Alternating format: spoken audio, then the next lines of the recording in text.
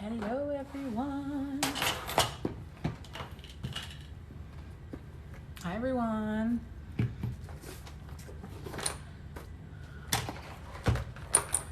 I wanted to hop on. I posted a video today for cash stuffing. I wanted to see if anybody had any questions or needed any help with getting their cash stuffing set up. I was a little bit late to my live today, sorry. I had to drop my daughter off.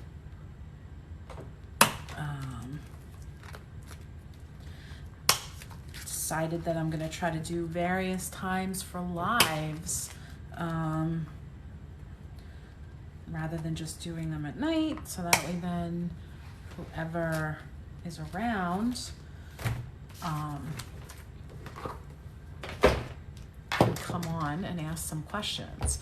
So I have been getting quite a few people emailing me asking me for some personal help.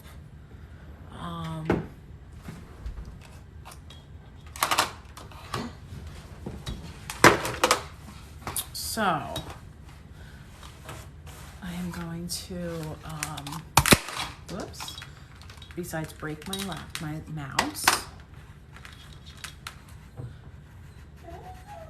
All right, let me let those dogs out.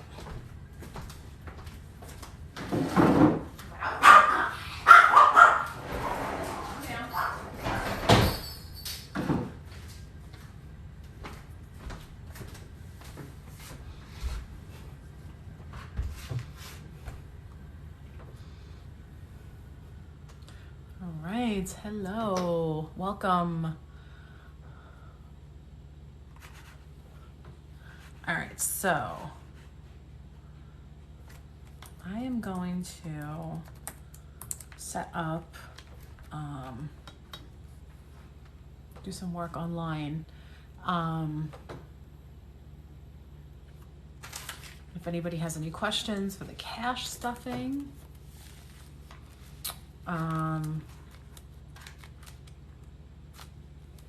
and how I did that, how I came up with the budget, any budgeting questions in particular. Let's get some Q&As going. I feel like there's been a lot of comments on the videos lately. And people are, struggling in some ways with getting things set up and having some confusion.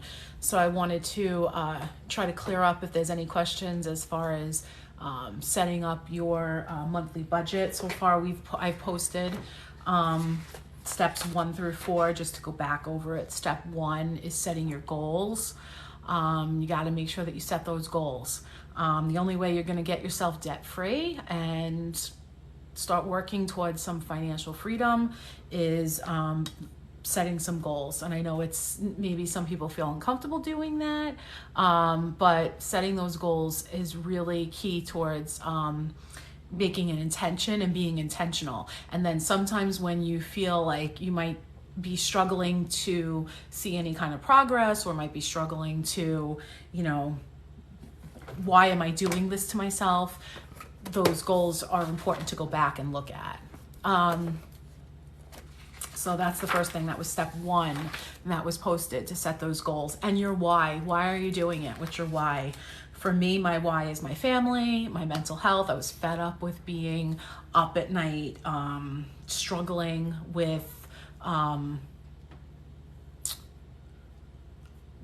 just stress of I'm getting paid, and meanwhile all these bills are going to come in, and the money is just going to constantly go out. So I felt like I was in this rat race constantly.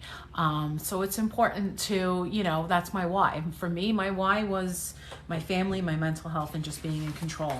Then we moved over to step 2, which is your fixed expenses. So just to kind of give an overview again of what the fixed expenses are. Those fixed expenses are those monthly bills that generally remain consistent by both due dates and the amount due. Okay, so your fixed expenses are like your mortgage or your rent payments, your car payments, your utility bills, where sometimes those can vary based on usage. Like electric could vary based on time of the year, right? Water varies based on the time of the year. So, but that's still considered a fixed bill, even if the value, does change from month to month. How long did it take you to get out? It took me 4 years to get out of debt, $30,000 worth of debt. Because a couple of things, even though, both were employed, making decent money, we started to rack up, living expenses that were a standard of living that was really kind of too high for what we were making at the time. So it really took some reevaluating and cutting back and, getting rid of, trimming a lot of that fat in your budget. And that's where I was going to go with the, with your fixed expenses. So step 2 is your fixed expenses. I can take my arms off the table because I keep rocking my thing. So your fixed expenses are your monthly expenses that they're due, pretty much the amount stays the same every month. They're due like the same time every month, and usually for a designated amount of time, right? So if you have a car payment, it's going to be 3 years or 5 years or whatever. That would include your car insurance, any life insurances, childcare expenses. Those are all fixed. Every month you're going to have to pay it regardless. Memberships, that's where you put all your memberships in, your gym memberships, your Netflix, your Amazon Prime, your Hulu's, all those kind of different membership things. What I choose to do is I bulk them together as just one, like I call it cable. So like my cable bill is my monthly cable, including, and then I add in my Amazon and I add in my Prime and Hulu bills all into that one. So for step 2, what you have to do for your fixed is you list all of your fixed expenses, the amount of each of those bills, and the date that they're due. Then once you're done with step 2. Then you're moving on to step 3, which is your variable. Once you do your variable expenses, those variable expenses are usually much less predictable, right? Those are the bills that you know that you're going to have every month, but you might not have a designated amount because you're not getting billed for groceries every single month. It's based more on how much you spend.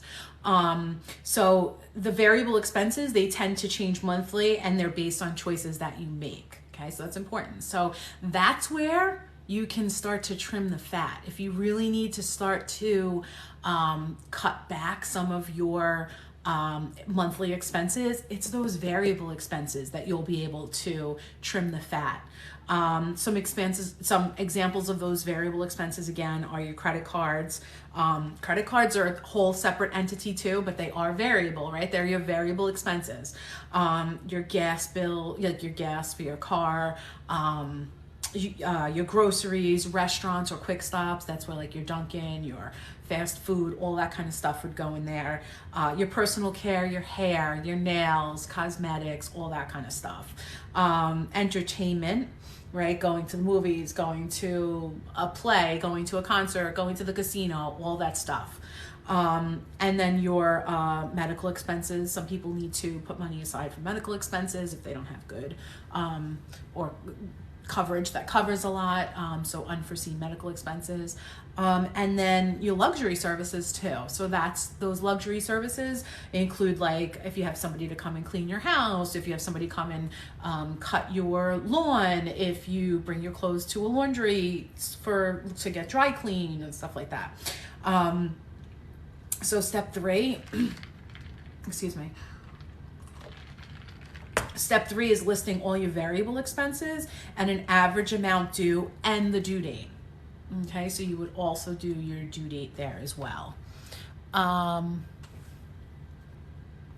Okay, so, and then the last thing would be your sinking funds, which would also be, so your sinking funds is really like your saving, like any extra money after you're fixed in your variable expenses, what's left over and what do I have to like, where can I appropriate that money? You know, your sinking funds should be realistic. I've said that a couple of times in a couple of my videos. It needs to be real. Everything needs to be realistic. You need to be realistic with yourself. Even when you're coming up with a budget, as far as like, you know, in your variable expenses, let's say groceries, be realistic. Like if you want to try to, if on average you're spending like 175, but some weeks you spend $200, but you really want to try to get it down to 150, you can do that. You know, intentionally try to really, cut back. There are ways in which you can do that, right? You can shop at different places, try to avoid, I've been saying, try to avoid like those big box stores like Costco, BJ's, Price, you know, Price Costco, whatever, or Sam's Club, whatever. Try to shop at, you know, like an Aldi or a Lidl if they have those in your area. And try to shop from your pantry. Meal prep, that's a way to cut down on your grocery bills.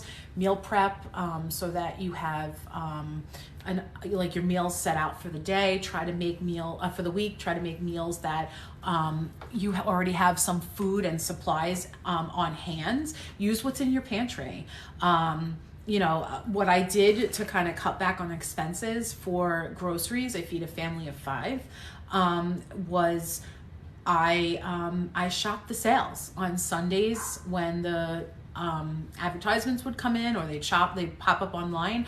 I would look online and I would find out what meat's for sale this week, you know, and I'd buy the cereal that was on sale. I'd buy the cold cuts that were on sale. There's always something on sale in all of those areas. I'd buy, you know, snacks. I would buy the snacks that were on sale. School supplies are super, you know, like in the early part of the summer, like, well, I'm in New York. So in New York, we're not starting school. We don't start school until after Labor Day. I know some parts of the country, the schools are getting ready to go back. But so as of like July 4th, like school ends the end of June, beginning of July, we have, you know, school supplies. That's the time to get them because they're really they're more inexpensive then. The closer you get to the time is usually when the expenses tend to go up. So yes, I don't, but shopping in season saves so much. Also shopping, so going back to the food, shopping those sales is a way to like cut back your food expenses. So if you go online and look at what your local supermarket has on sale and make your meal preps for the week based on that. Then when you go, make sure that you have your cash with you. And this is an adjustment I'm gonna have to get used to, is making sure that I bring this with me when I go out, just in case I'm like, oh boy, I need gas. Well, I don't have my gas money, but I budgeted for it. So, you know, this is definitely going to be a change for me too, that I'm going to have to carry this and all this money with me. But we're going to give it a shot. I started to explain last night, what I had done previously when I did this 4 years ago, to get out of debt. I did not use this cash system. So this is the first time that I'm doing this. I'm doing it with everybody. So it's kind of a trial and error for me too. And I'm doing it with just budgeting in the cash system and putting my variable expenses in here. The things that I can control, the things that I tend to like grab for my debit card and just start buying without really thinking, the impulsive shopping, like, oh, you know what, I want a coffee, let me just go to Dunkin' Donuts, or, oh, oh, all right, fine, we're running late, let's just stop and grab this. So that's what I'm doing this for. When I did it 4 years ago, I did not use this. I used what was it called? It just slipped my mind again. I used an app that was, it was actually a Dave Ramsey app. It's available in your app store. It'll come to me. It came to me last night. I thought I wrote it down. Let me see if I did. I think I did.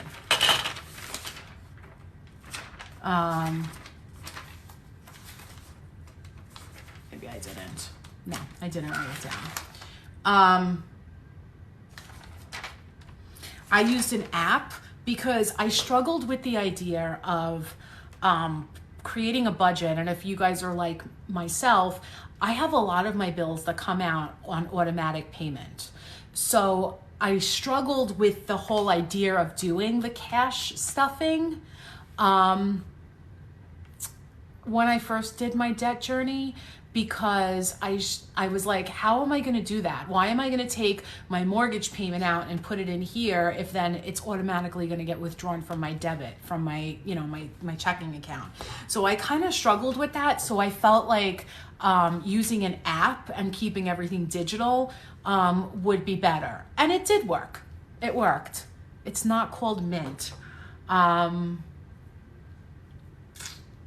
think it's Cash Flow or something. I know Cash Frenzy is my casino game that I like to play, my casino app. I think it's called Cash Flow. So I'm gonna double check, because now this is the second time that I've gone live, and I had it on the tip of my tongue, and it's just escaped me. I can't remember what it's called. It's a good app. Oh, Every Dollar. I'm writing it down this time. It's called Every Dollar, the Every Dollar app. I knew I would remember it. Let me put this down, because I want to make sure that I remember it in case somebody asks me next time. I am going to put it in here. So it's the Every Dollar app.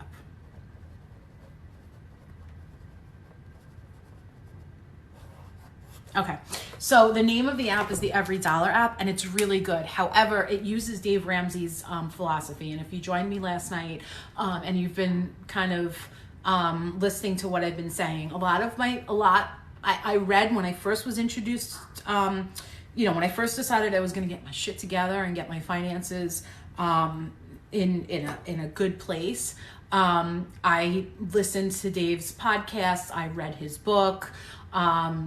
And I felt very knowledgeable with what his policies and practices were. But also, having a finance background, I also felt I could deviate from his plan and still be successful and tweak it to my own, what works for me. I've said this a lot, and I really do feel this way. It has to work for your family. Not everybody's family dynamics are the same. Not everybody's perspectives are the same. Not everybody's finances are the same. Circumstances are the same, whatever. We all have different circumstances. And I felt like Dave Ramsey's practices are very rigid. Do they work? Yes, they do. I have a friend who got out of like $76,000 in debt. $76,000 in like credit card debt. And she used Dave Ramsey's baby steps. But I felt like, number one, I wasn't in as much debt. I only had like roughly around 30,000. Number two, I felt like I just didn't want his rigidness. Some of his practices were a little bit too rigid for me. I felt like his baby step one, which is you have to have $1,000 in an emergency fund, is a great idea. And his theory on that is that if something unexpected happens, typically, like if something unexpected happens in our lives, typically the bill's going to be like under $1,000, like within $1,000. And it's kind of like, to some extent, there's a lot of like truth to that. There is a lot of, I do feel that way. Like if you get a flat tire, or you don't have AAA and your car needs to get towed, or, if the filter on your pool goes, or whatever. I mean, of course, there's large expenses too. Like I needed to replace a central air unit this year. I wasn't expecting to have to lay out $7,000, but it was something that I needed. And thankfully, because I cleared debt, I was able to take the money. I had the money put aside, and I was able to take it out of the bank and get it fixed and not have to, take out a loan or finance it, which would have been my other options. I didn't want to do that. So as far as like, the whole Dave Ramsey things, I feel like he comes up a lot. A lot of people know about him. A lot of people have tried him. A lot of people have succeeded using him. However, I also know a lot of people who failed using him. And I think a lot of it is because it's very rigid. He has certain principles that I think are maybe not realistic to meet the needs of every individual, right? So like one of his things about cars, he's like, if you have $3,000, then you only go and you buy a car that's worth $3,000. You don't go out and lease a car. You don't go out and put that $3,000 on a new car and then have a monthly payment every month. You go and you buy a used car, you buy one that's in your $3,000 budget, and you run that into the ground. That works, right? That can work. That's great. That can work for somebody. But as the mother who has to tote her 3 kids around town and then drive 40 miles to work and then 40 miles back, I needed something reliable. I need a reliable car. And, you know, if I'm going to actually try to pay down debt and not focus on saving money and putting that into my bank account, then I need to have a reliable car that if something, God forbid, goes wrong with it, it's covered under the warranty. So for me, that was the whole, I felt like that his theory on that, his practice on that didn't match with mine. It didn't fit for me. And there's definitely, you know, some people it would work for. I keep saying, I just posted something today, and I'm going to continue to post things like this too. But the younger that you are, if you are just starting out on your, you know, in your life, in your career, you're just hitting the job market, tune in, because this, if I really had somebody kind of giving me these steps that I'm giving you guys, one, like broken down one by one, I think I would be in a very different position right now. But you know, I knew it, and even having the knowledge behind it, you know, I still did what I still, you know, lived and made mistakes. But it's not too late, you know. I'm going to be 45 this month actually. And I started this when I was 41. I started my, you know, debt-free journey. And like I said, it took me 4 years to get out of it. And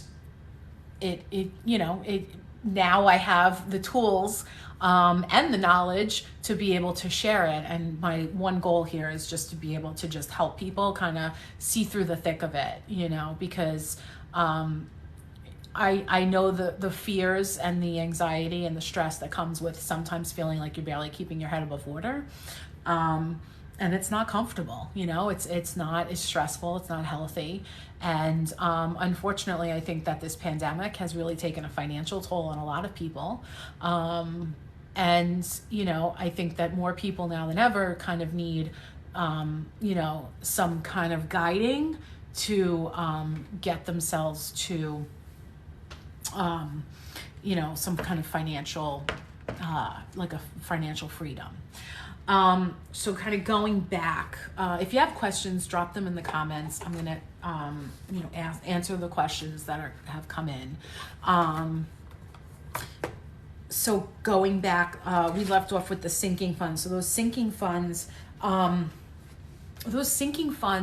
are ways in which you plan on putting that surplus of money, the leftover money after you've done your fixed and your variable expenses, and being able to save and put some money aside for those things that sometimes cripple us financially, right? Like the holidays. All of a sudden, like, you know, if you're just barely keeping your head above water, then all of a sudden like summer hits and it's like, are we going on vacation, or the kids are home? So it just seems like your expenses just go up with just eating out more, or grabbing things on the go more, or doing things to entertain them more, or using more gas in the car to get from A to B, whatever. I feel like expenses go up in the summer. Then it's back to school, and then there's expenses that come with that. There's school supply expenses, there's clothing expenses, there's, you know, and if you have times that by however many children you have, it could be like a small little fortune that you have to save for. I know that back to school for me in my house with 3 kids was always easily $1,000 between all of their school supplies, just getting them like, you know, a couple of outfits to start the year off, and everyone having like a new pair of sneakers and shoes or whatever. So, you know, then it's like, then September rolls around. Then after that, it's like the holidays are coming. And next thing you know, before you know it, Christmas or Hanukkah or whatever holiday is you're celebrating is here. And all of this is like a perfect storm for like financial ruins. It's just, you know, if you're not like putting money aside so that way then when the time comes, you know, you don't have to rely on that credit card, and you're able to, you know, just be able to reach into, you know, those cash stuffing things that you've been putting money aside for. So like, it's only a month, or it could be a couple of weeks. Your kid, if anyone is across the country, I'm in New York. New York, we start school after Labor Day. Our kids go back really late this year, like September 13th. So we still have at least, you know, 2 or 3 more paychecks before the kids go. So you could start a sinking fund for back to school. But if you don't, then if your kids are getting ready to go back to school, then you might want to try to cut back on some of your expenses, so that way then that doesn't become, you know, you're not reaching for that credit card. You want to try to not reach for that credit card as much as you can. You want to try to just forget about it. Just kind of forget about it and just start snowballing your money and your extra money to be able to pay down your debt. I know that came up a lot last night when I did a live, was the snowball and what that means. If anybody wants me to go into further detail about that, please just drop it in the comments. And then looking over the budget. So this is the first time I actually hand wrote my budget down like this. Like I said, I used the Every Dollar app when I did it the last time, so I did not handwrite everything. So what that app was, and maybe the app works better for you. Maybe you could still use all these same principles that I'm sharing with you and all these budgeting tips that I'm sharing with you, and you could still do the Every Dollar app. I used the app. It works. I'm a product of saying that it worked. It helped me clear $30,000 worth of debt using that app. But like I started to say before, it uses Dave Ramsey's mindset, which every dollar has to be accounted for.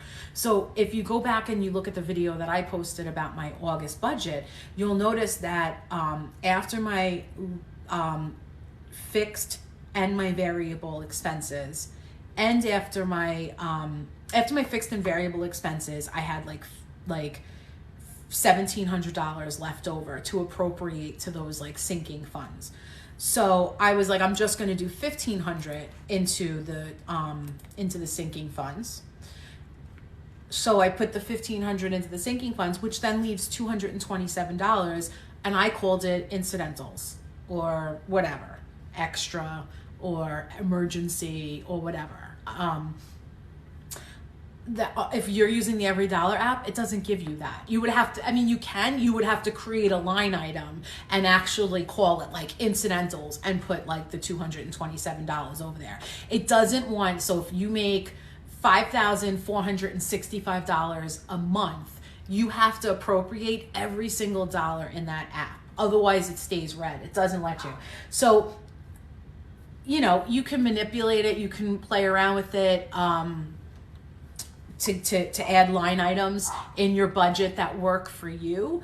I know for myself though, I'd rather just like know in the back of my head, like in this case, like I'm putting $227 every month. I'm gonna have $227 that's gonna be unaccounted for. So essentially every month I'm $227 I have, and I like the fact that it kind of gives me that flexibility. I planned in my budget that restaurants for $100. That means if we're gonna go out to dinner, that's usually one time a week that we'd be able to go out to dinner. Actually, I planned my restaurants for $200 for the month, which only gives $50 a week. So that's, I wouldn't be able to take my family of 5 out to dinner, sit down dinner. We could maybe do something fast food, but we really try not to do too much of that. But we could do pizza or something for like under $50, which we usually do. But if I really wanted to go out, that's what I have that extra money there for. Or maybe that's what, if we're not going to all go bowling or in a miniature golf, or we're not going to an amusement park or something, then the money that I have put aside for entertainment, I can use to take, you know, us out to dinner or something. So I kind of feel like that works best for me, is just having, you know, a little bit more fluidity within my budget. So, the being realistic is really important. So, you really have to have a conversation with yourself and be like, self, am I really going to, stick to this? Is this realistic? If I say, I'm spending $150 on groceries now, if I only budget $100 so I can put that extra $50 a week towards a credit card, right? That $50 a week is $200. If you can minimize your grocery bill by $50 and then that $50 you put aside and then you snowball that into your credit card payment, now you're going to pay down your debt quick. But is that realistic? Is that the space? Is that the line item that you're able to actually cut back money? Is it really realistic that you can do that in groceries? Maybe you could do that easier in dining out. Maybe you could just say, we're not dining out for the next 6 months or we're only going to dine out for birthdays and anniversaries or something. Come up with something like that so you can budget for it. It's going to become like, we're just going to treat ourselves when we do it. Certain times. That might be the mindset that, that's where you can then cut and be able to save more money. The reason why budgeting, also just to what I did like about the Everyday app, actually, let me just go grab my dog because she's going crazy at the door. One second. Calm down.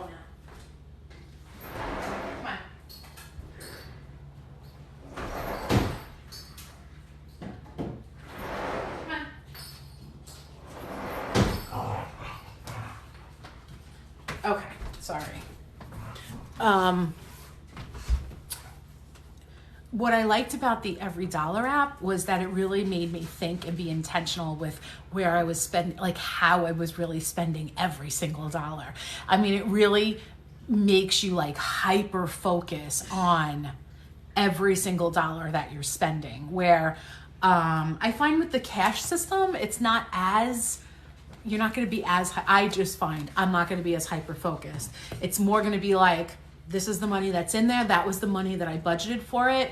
Guess what? I'm coming close to when we're getting paid again. So we still have $50 in there. Let's go and grab this or go do that or go to a movie or something like that.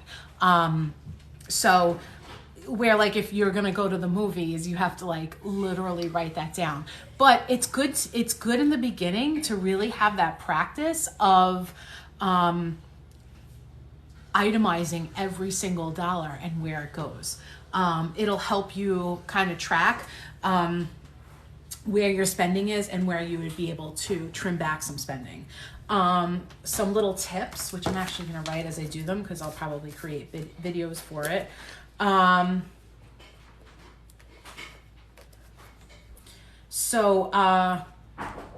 was I just going to say?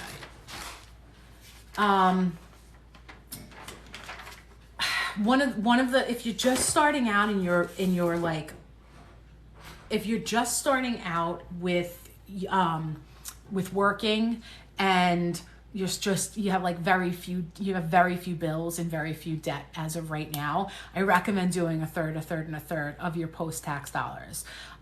So that would be where a third of your salary, so let's say you bring home $500 a week. So a third of that would go to, let's just do $300 because it's easier. So if you're bringing home $300 a week, then a third of it would go to like a long-term savings. A third of it would go to like a shorter term, like your sinking fund, like a Christmas, a holiday, that would be like birthdays, all that kind of stuff. And a third would be your spending money. So if you don't have a lot of debt or bills and you're just starting out, like you just got your first job, you're a recent college graduate, something like that, a third, and a third is really, that's what I'm teaching my children to do, and it's working. They're actually like so hyper focused on that third, and third mentality that like they're not even spending their third of their spending money. If you already have established debt, like I did, and probably like a lot of us do, then I recommend the 50-20-30 budget, which you've probably heard rumblings of in the past. And that's where 50% of your after-tax dollars goes towards your needs, 30% goes towards your wants, and then, so that would be like 50% would go to like your fixed and your variable, 30% would kind of go, actually the 30% would be a little bit more towards your variable, and then 20% would be your savings. So within that means that 50%, no more than 50% of your salary. So let me break it down a little bit easier. No more than 50% of your salary should be more than your fixed expenses should not be any more than 50% of your salary. Your fixed and your variable expenses really shouldn't be more than 50, but we'll say 60. So that means that if you're bringing in $500 a week and you're between all of your bills, okay, you're left with like $150, you're overspending. It shouldn't be more than 50%. So I know it's really tough, and that's where we're gonna work towards how can we trim some of the fat on some of those expenses that we've allowed ourselves to accrue. We're like here in America, a lot of American mentality is we don't really save too much. We kind of, live paycheck to paycheck. So, it's kind of, the more people that you talk to, and sometimes people don't want to talk about their finances, but when people do talk about it, a lot of people are in the same position. And unfortunately, I see it, and I do a lot of research and reading on it. Unfortunately, people they overspend. If I make $1,000, I'm spending $850. Oh, that 150 is all I'm going to save. No, you should be only spending like 500. You should only have 500 that goes towards your bills. The more we make, I know they say the more we make, the more they take, but also the more we make, the more we spend, right? How much of us have gotten pay increases and then we just start spending more money?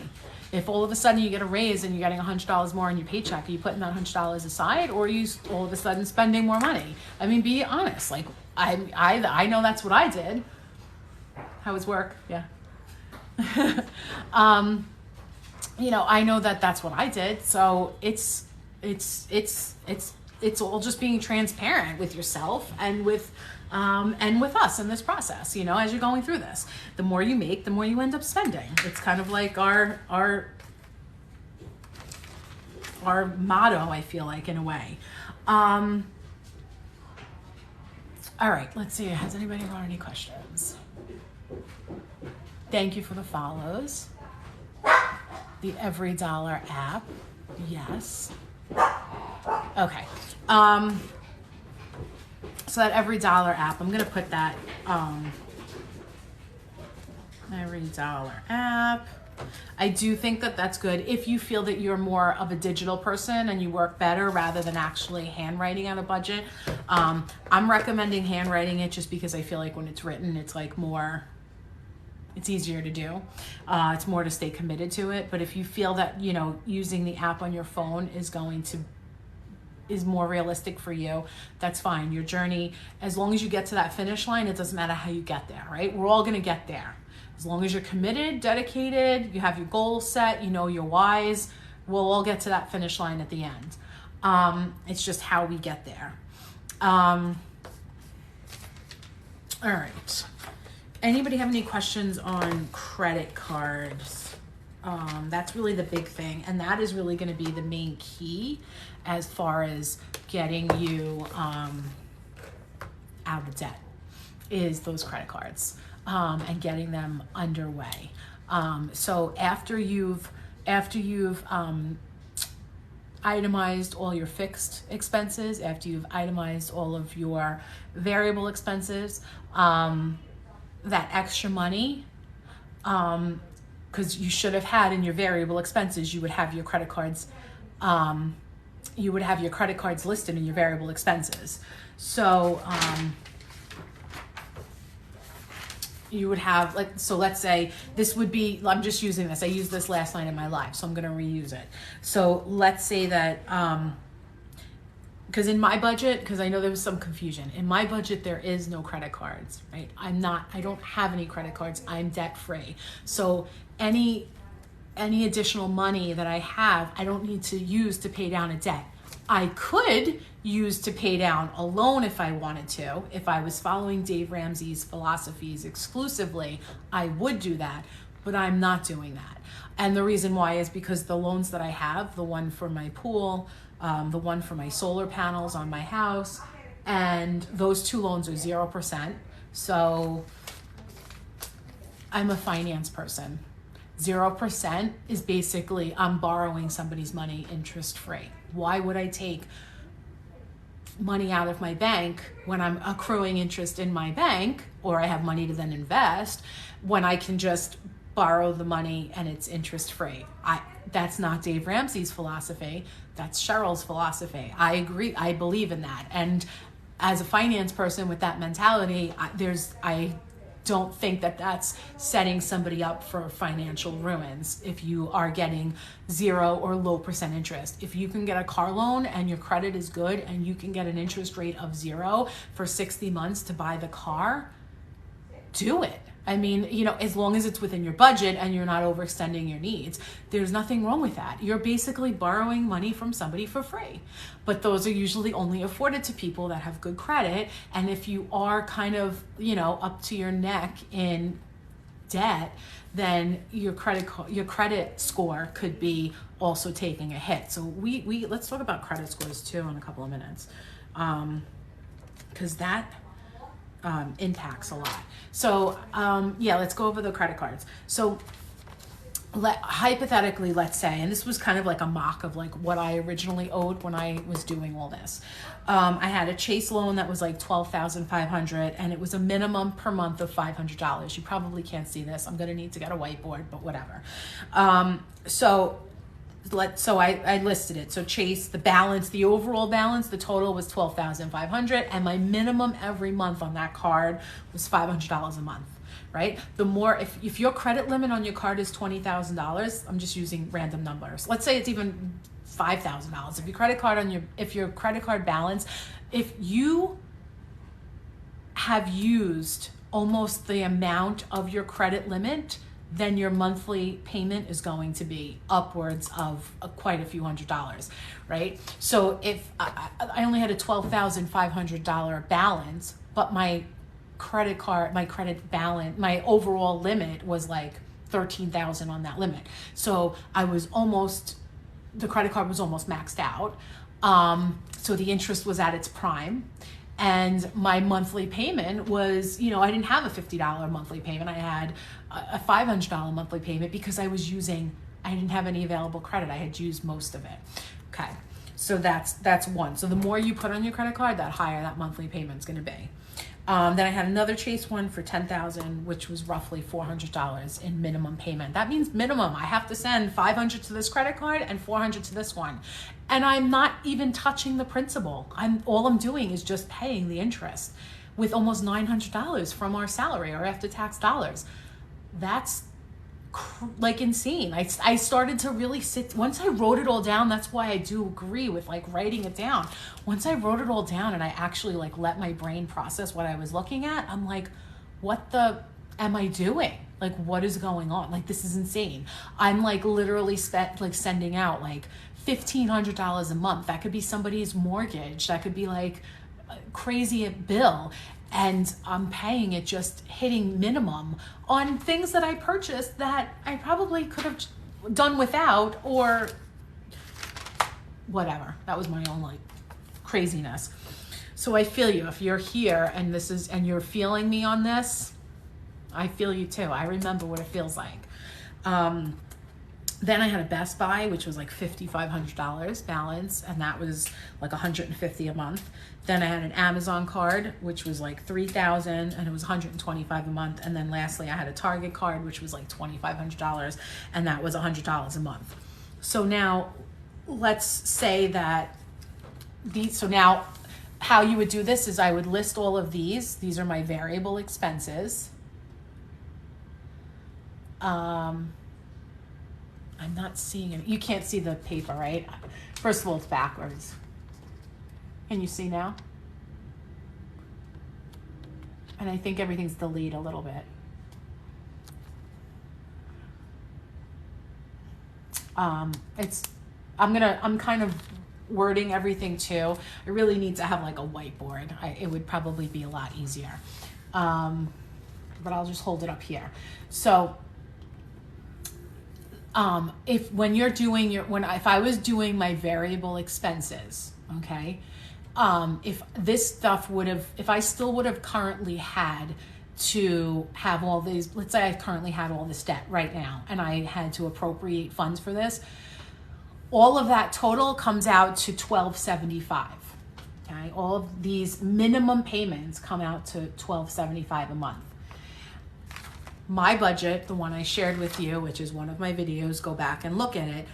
After I paid my fixed and my variable, I had a $1,500 surplus. But if I added this in, I wouldn't have that $1,500, right? Because now $1,275 is going towards this because these are my variable. So there's only like $225 that would have been left over. So I would have only had, and this might be a lot of you, right? This is how it was when I started out. I might have only had a couple of $100 left over after I figured out all of my fixed expenses, my variable expenses, making all my minimums of my credit cards, coming up with figuring out how I was going to cut back, like how much money I was spending on my groceries, how much money I was spending on eating out and all that stuff. And just to have like extra cash in my pocket and thing like that. Okay, now I only have $225 left. That's not a lot of money to be able to save, right? $225, but it's still something. But rather than save, this is where the snowball philosophy comes in. Rather than saving that $225, you take your lowest credit card. So in this case, my lowest credit card would have been my Target, right? Where it was $100 a month. I take my $100 a month that I'm making that payment, and I take the extra surplus of money, which is the $225. So now to my Target, I'm not sending the $100. I'm sending them $325. Now you pay the $325 until the Target credit card is gone. Now when the Target credit card is gone with the $325, that $325 that you were using to spend towards Target, you now snowball. That's where the word snowball comes from. You snowball that $325. You don't say, woohoo, I paid off Target, I'm rich, let me go charge it again. No. And you don't say, woohoo, we can go gambling every month for $350. No. You take that $325, and now you add it on top of your next lowest debt. So in this case, it would have been Amazon, which is $125 a month. So now the $125 I've been paying all along, you pay your minimums on all your bills, nothing more, and you target the lowest, you look for the lowest bill, and you start paying that one off, because now you've completely eliminated that. And the reason why you start with the lower ones, and the reason why you put the extra money and try to get rid of it, the quicker you get rid of that, now you've eliminated that debt, you're going to see a jump in your credit score. Because now if you had $2,500 and the credit line was $3,000 on that Target card, and now you've just paid it down, now it's showing that you have $3,000 in like available credit. That's how the credit scores work. And you've now you've gotten rid of a bill. So now you snowball that $325, and then you add it to the $125 that you've already been paying to your Amazon. So that now becomes $450. Now you're paying $450 a month to Amazon until you pay down that $3,000. Now when that $450 is paid off and you've paid off Amazon, now you take the $450 and you add it to the $150 that you've been paying for Best Buy. So now you're paying $600 a month to your Best Buy balance, and then when that's all paid off, then you add the $600 to the $400 minimum payment that you're making on your second Chase credit card. So now you're paying $1,000 to this credit card rather than just $400. And then once you've paid that off, now that $1,000 gets added to that original $500 minimum, and now that $1,500 is all going to that top bill, and you're going to tackle that bill right away.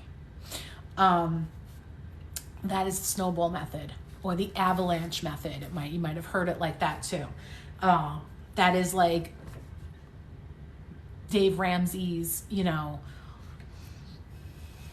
dunk hit or whatever. That is like one of his biggest financial principles that he pushes, and it really works. I mean, I learned about this in school. It's just kind of like compounding interest too. It's how credit cards, it's how credit card companies make all their money. They're doing it in the reverse. They're kind of snowballing the interest on you on all your purchases. So that's definitely the way to go to that. Does that kind of clear up any questions as far as the credit cards? So I just showed you how that extra $225 that I only had, if I would have had to put all those, if I still had all that credit card debt, how I would have had the extra $225 and how eventually it would snowball. Now, obviously, when you have balances like I had, so the target was $2,500, and if you're only sending $325, obviously that's going to take a couple of months. So, and that's fine. Your journey, it took me 4 years. 4 years. If depending upon the amount of money and how much money you have coming in, don't worry. Our end game is just to get debt free. It doesn't matter how we get there. Okay. And it doesn't matter who gets there the quickest or how quick you get there. Obviously, the quicker you get there, then the quicker you're able to start saving and actually having savings. You're welcome. Good. You're starting the snowball this month. Good. If you can practices. But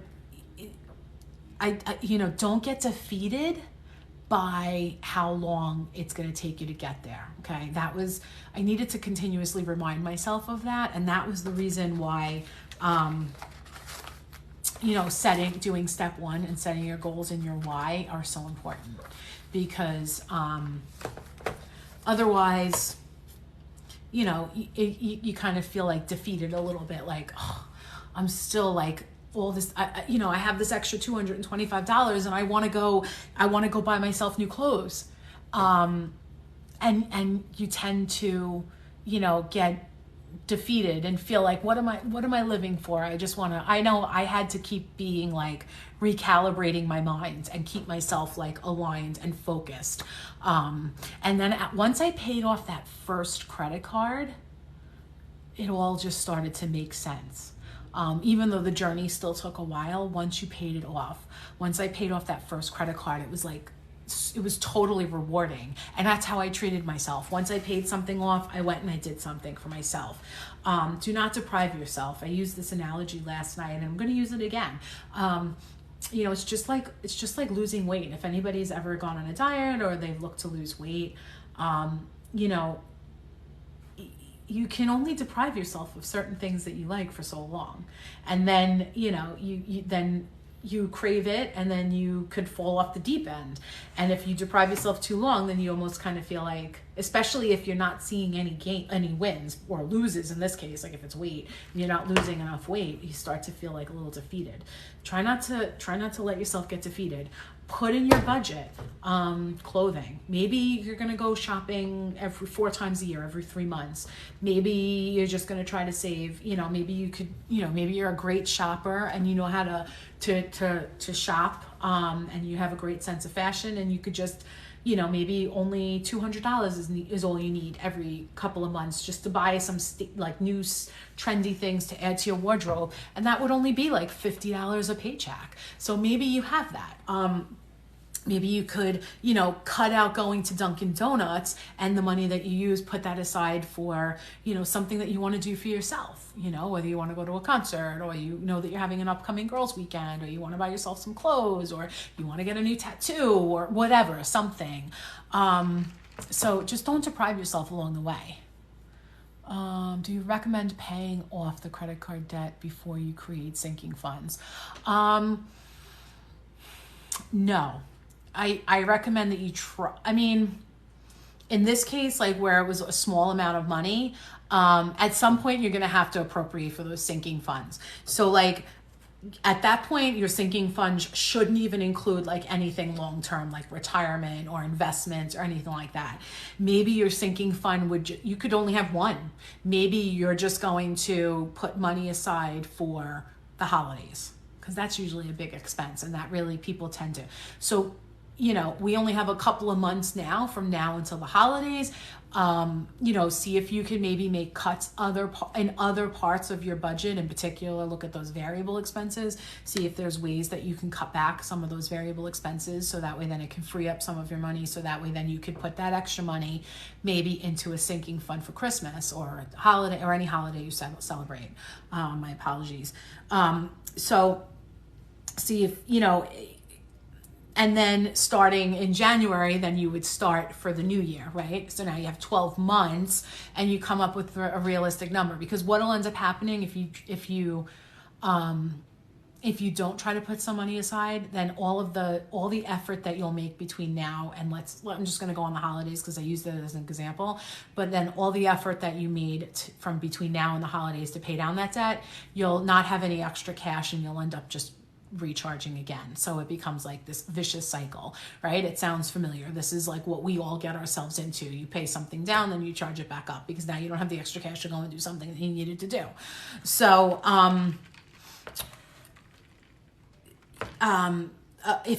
here's the other thing, and this is something about what Dave Ramsey's baby step, or his step one, is you should have $1,000 in an emergency fund. I agree with that. If you have more than $1,000 in your savings account, use that extra money.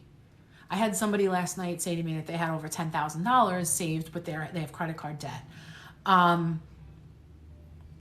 recommend keep the $1,000 in the bank and take the $9,000 and pay off your credit cards. Because now if I would have had the $30,000 in the bank at the time to pay all of this off, then that $1,500 a month that I was using just to make minimum payments, I would have been able to save back up the money, and quickly, right? Within 10 months, I'd have 15,000. So within a year and a half, I would have had, within 20 months, just shy of 2 years, I would have had the money back in the bank.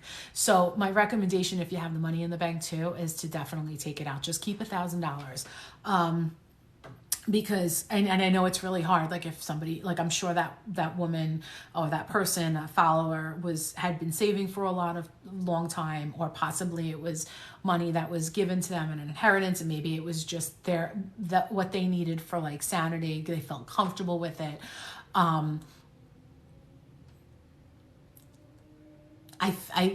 really feel like strongly about just keeping a minimal amount in the bank at first. And I'm sure we've all been there at one point or another where we have had minimal amount in the bank, and you've had to make adjustments based on that, right? So that $1,000 is only there for it's literally there for an emergency, and that should be your first thing that you're saving for. If you don't have an emergency fund, then there should not be any other sinking funds.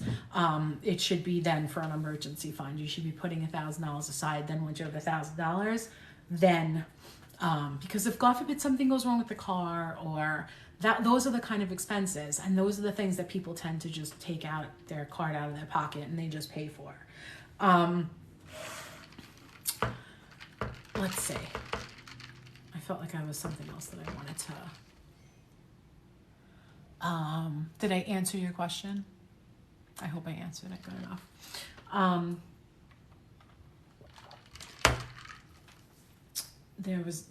My mind is like all over the place, and I wanted to try to take notes. I was going to talk about credit scores. We could talk about credit scores too.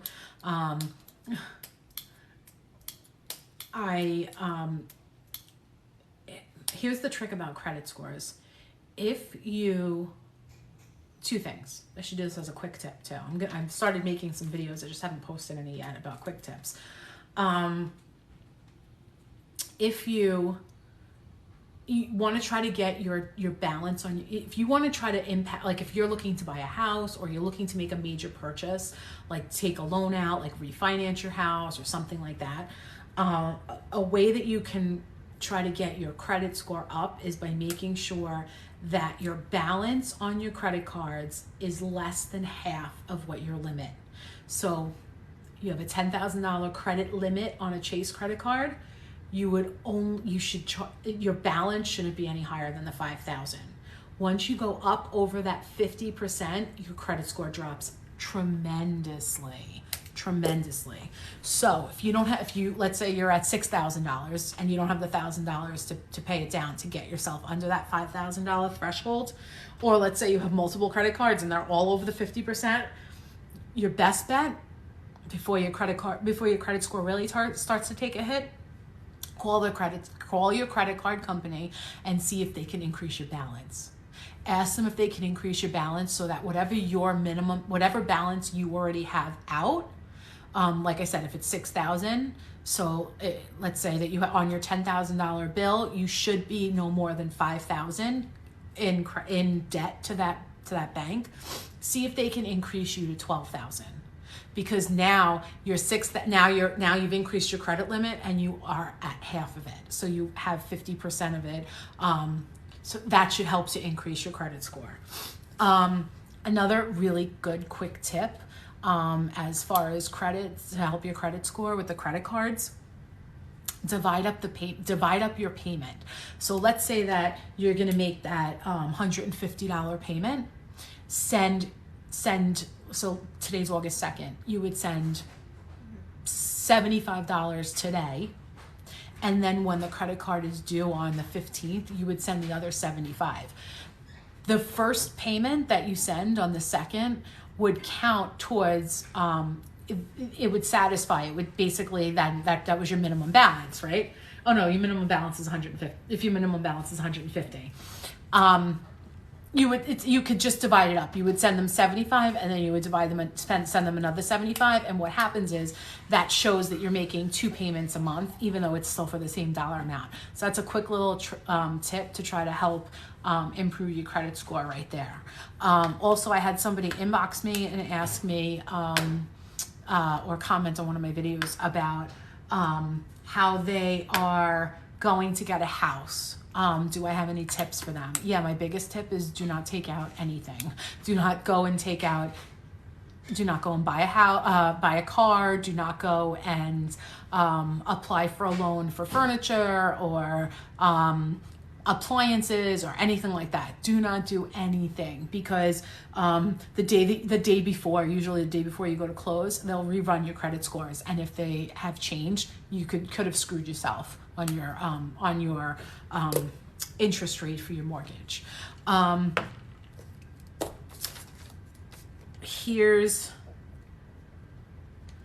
going to put down, because I'm going to talk about this and I want to make a video about it, and then also loans from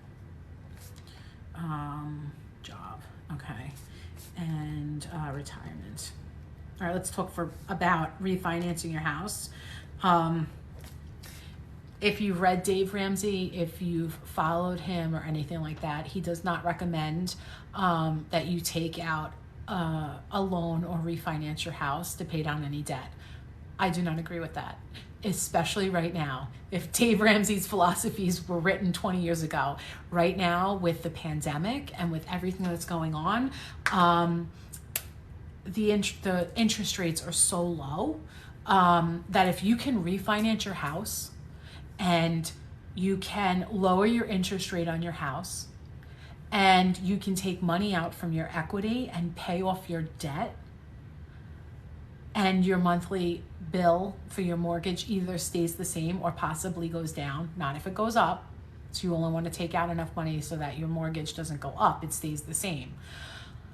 But if you could take out $20,000 and you're in $40,000 worth of debt, you take out 20, you pay off $20,000. Now your mortgage is still the same per month, and you're able to snowball quicker that $20,000 to pay it off. You'll be out of debt much quicker.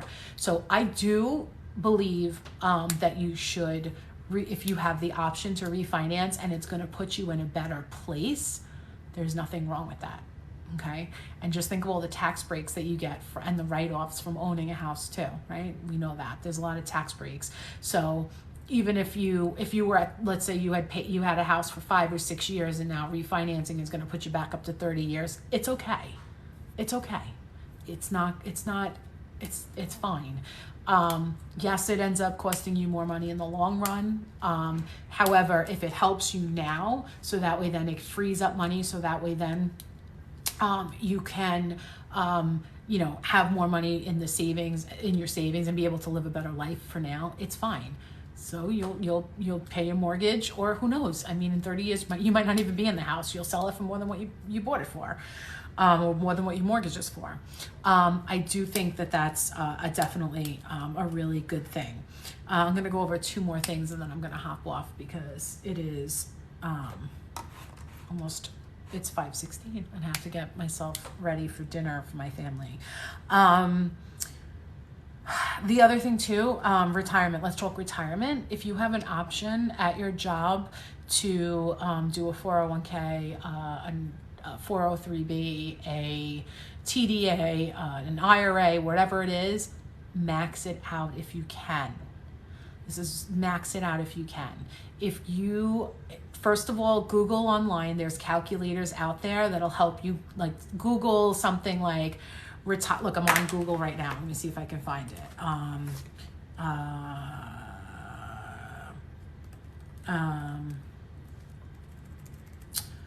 401k calculator. There you go, 401k calculator. If you just type in like 401k calculator, Bankrate has them, and just look for one. It's all over the internet. Just use the internet. You could put a calculator, use one of those calculators. It'll ask you for like your pre-tax dollars. It'll ask you for the information that's on your pay stub now. And what the purpose of doing that is that if, let's say, you're putting 5% away, the fear that some people have of increasing it to 10% is that now you're going to be having less money as you take home. However, increasing that 10%, like let's say $80 is going towards your retirement. Some people think if I double it and put 10%, it's going to be $160 that's going to go in, and now I'm losing another $80 in my paycheck. It doesn't go that way. It doesn't work like that. It lowers your pre-taxable income. So the more money that you can put away, it decreases your taxable income. It might even lower you into a lower tax bracket, and in some cases you might end up bringing home more. I know that's what my husband had done. He increased his 401k from like 8% to like, I want to say like 20%, 18%, something like that, and he ended up bringing home more money. It's a couple dollars more, but still. So now he's putting more money into his retirement, and it's still not affecting his paycheck every 2 weeks.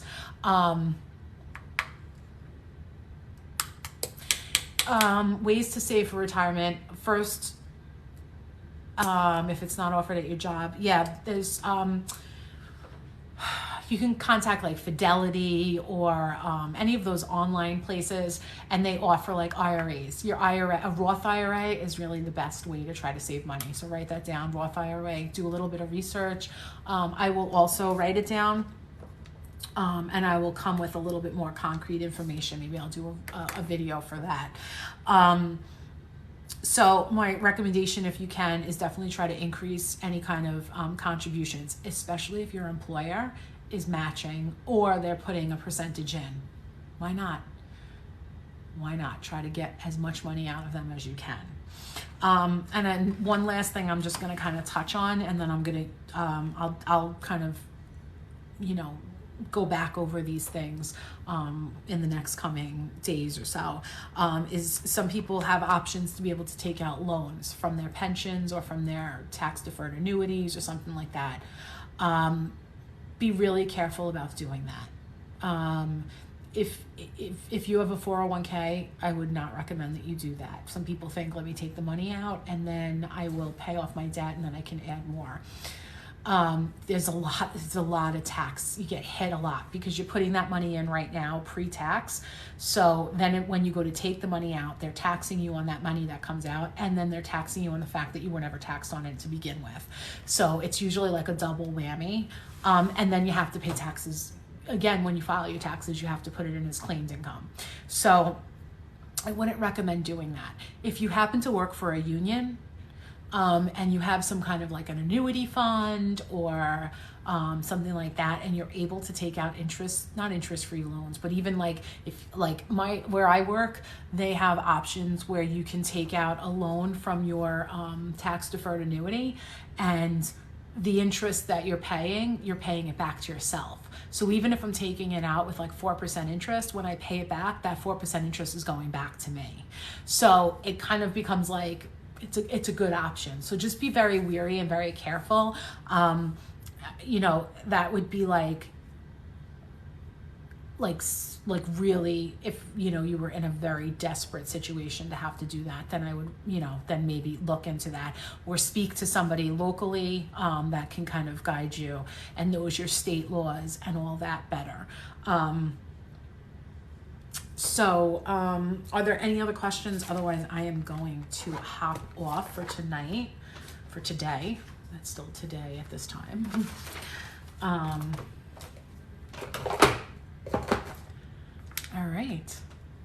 All right, no problem. Thank you guys. I hope this is helpful. I really appreciate all the support that I've gotten. It's 1 week today. 1 week. I made my first video last week, and the amount of support and followers in a week is just, it's very touching. So I hope our family continues to grow.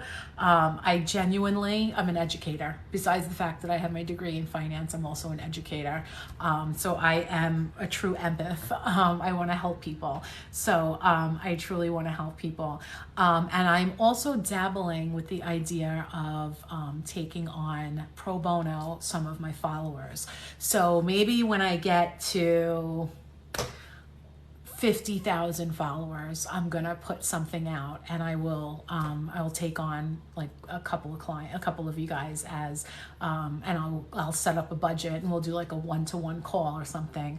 But I'm saying 50,000 followers. I could wake up like in a week and have 50,000 followers, and I'm not ready. I'm saying 50,000 because I need time to prepare for it. I want to make sure that I'm ready on my end to be able to do it, but I know I can do it. It's just a matter of, I have a lot going on over the next couple of weeks. I have a couple of vacations planned. I have out of town guest coming in. But I'm going to put that out there. I'm going to say when I get to 50,000 followers, I am going to, take on a couple of my followers and do their work pro bono. That way then I will then share anonymously your budget. Nobody would know whose it is, but that way then I'm able to show other viewers other perspectives and other I'm only showing you right now my lens, and I'm debt free, and a lot of you are coming to me because I told you I got out of debt, but I'm not in debt now. So although I'm giving you the tips and tools to be able to get to this point, many of you it might be really good for somebody else to see somebody else's budget and how I was able to create it so that way then they can get on this debt-free, budgeting journey for themselves. So my intention is, it's well intended. It's obviously would be completely anonymous. But it would be to be able to show people like a variety of budgets. So I am going to hop off. I hope everybody has a great Monday. Thank you again for all of my followers and my new followers. I really appreciate you. And my email is in my bio. If you have any questions, I know I have a couple of emails already. I will get to them. Comment on any videos. I'm trying not to miss them, but if I do, just send me a message and I will, focus on responding to you. But with that, have a great day, everyone. Bye-bye.